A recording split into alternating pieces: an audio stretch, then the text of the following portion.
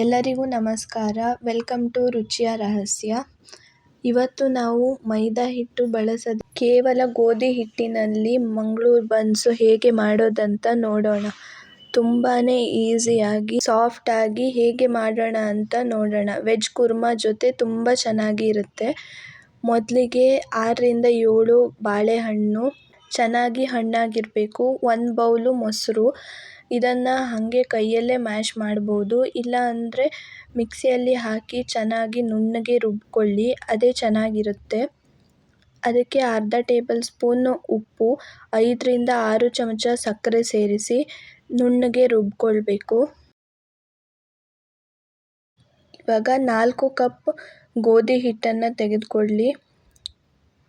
ಅದಕ್ಕೆ 1 ಚಮಚ ಜೀರಿಗೆ ಮತ್ತು ಆವಾಗಲೇ ರುಬ್ಕೊಂಡಿರೋವಂಥ ಪೇಸ್ಟನ್ನು ಆ್ಯಡ್ ಮಾಡಿ. ಒಂದೇ ಸಲ ಎಲ್ಲ ಹಾಕಬೇಡಿ, ಸ್ವಲ್ಪ ಸ್ವಲ್ಪ ಹಾಕ್ಕೊಂಡು ಚೆನ್ನಾಗಿ ಕಲಿಸಬೇಕು.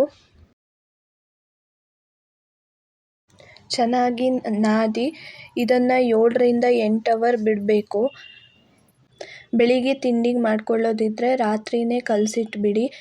ಆದಮೇಲೆ ಒಂದು ಸಲ ತೆಗೆದು ಹೀಗೆ ಚೆನ್ನಾಗಿ ನಾದ್ಕೊಳ್ಬೇಕು.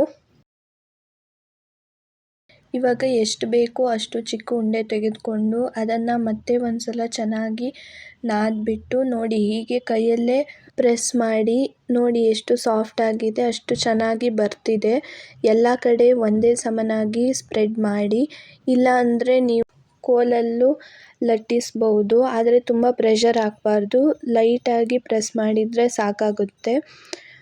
ಆದರೆ ಕೈಯಲ್ಲಿ ಮಾಡೋದೇ ತುಂಬ ಈಸಿ ಇರುತ್ತೆ. ನೋಡಿ, ಇನ್ನೊಂದು ಮಾಡ್ತಿದ್ದೀನಿ. ಜಸ್ಟ್ ಸ್ವಲ್ಪ ಪ್ರೆಷರ್ ಹಾಕಿದರೆ ಸಾಕು, ಚೆನ್ನಾಗಿ ಬಂದುಬಿಡುತ್ತೆ. ತುಂಬ ತೆಳುವಾಗಿಯೂ ಅಲ್ಲ, ಹಾಗೆ ತುಂಬ ದಪ್ಪನೂ ಅಲ್ಲ, ಪೂರಿಗಿಂತ ಸ್ವಲ್ಪ ದಪ್ಪಗಿರಬೇಕು.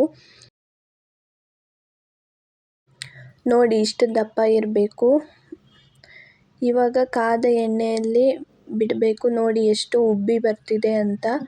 ಎಣ್ಣೆ ಕಾದ ಮೇಲೆ ಗ್ಯಾಸ್ ತುಂಬ ಫಾಸ್ಟಾಗಿ ಇಡಬೇಡಿ, ಕಪ್ಪಗಾಗಿಬಿಡುತ್ತೆ. ಮೀಡಿಯಮ್ ಫ್ಲೇಮಲ್ಲಿ ಇಟ್ಕೊಂಡು ಬೇಯಿಸಿದರೆ ಸಾಕು. ಹಾಗಂತ ತುಂಬ ಬೇಗನೆ ತೆಗೆದು ಬಿಡಬೇಡಿ, ಒಳಗಡೆ ಬೆಂದಿರೋದಿಲ್ಲ. ಅದಕ್ಕೆ ಚೆನ್ನಾಗಿ ಕಲರ್ ಬಂದ ಮೇಲೆ ನೋಡಿಕೊಂಡು ತೆಗಿಬೇಕು. ಒಂದೊಂದೇ ಬಿಡ್ತಿದ್ದೀನಿ, ಯಾಕಂದರೆ ಚೆನ್ನಾಗಿ ಬೇಯುತ್ತೆ. ಇವಾಗ ಇನ್ನೊಂದು ಹಾಕ್ತಿದ್ದೀನಿ. ನೋಡಿ, ಇದು ನೋಡಿ ಎಷ್ಟು ಚೆನ್ನಾಗಿ ಉಬ್ಬಿ ಬರ್ತಿದೆ ಅಂತ.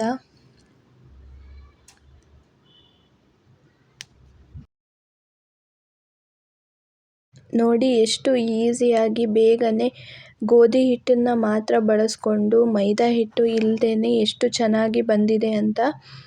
ಮಂಗಳೂರು ಬನ್ಸ್ ತುಂಬಾ ಚೆನ್ನಾಗಿರುತ್ತೆ. ಮಾಡಿಕೊಂಡು ಬೆಳಿಗ್ಗೆ ತಿಂಡಿಗೆ ತಿನ್ಬೋದು. ಇದ್ರ ಜೊತೆ ವೆಜ್ ಕುರ್ಮಾನು ಚೆನ್ನಾಗಿರುತ್ತೆ. ಅದನ್ನು ಮುಂದಿನ ವೀಡಿಯೋದಲ್ಲಿ ಹಾಕ್ತೀನಿ. ಸಬ್ಸ್ಕ್ರೈಬ್ ಮಾಡಿ. ಎಲ್ಲರಿಗೂ ಥ್ಯಾಂಕ್ ಯು.